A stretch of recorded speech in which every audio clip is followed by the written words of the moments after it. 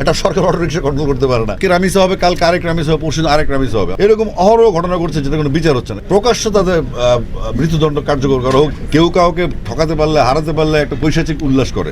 আজকে রামিসা হবে, কালকে আরেক রামিসা হবে, পরশু আরেক রামিসা হবে। আমরা যদি নৈতিকভাবে ঠিক না থাকি, আমাদের সমাজ সংস্কার যদি মানুষ স্বতঃস্ফূর্ত না হয়, মানুষ যদি তার নিজের ভালো না চায়, সে মানুষের ভালো চাইতে পারবে না। তো সুতরাং এই রামিসার ঘটনাটা কোনো বিচ্ছিন্ন ঘটনা নয়, এটা ট্র্যাডিশনে পরিণত হয়েছে। এটা শুধু পত্রিকায় আসছে বা মিডিয়াতে আসার কারণে আমরা দেখেছি।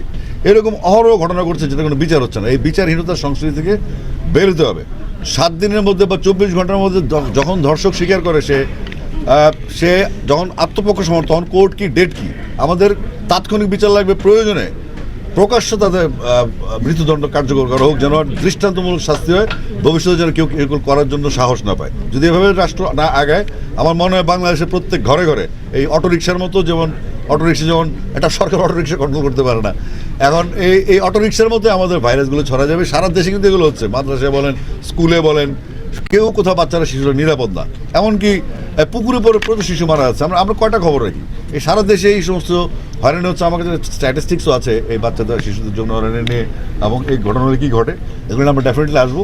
আপনারা সবাই ভালো থাকবেন। Thank you.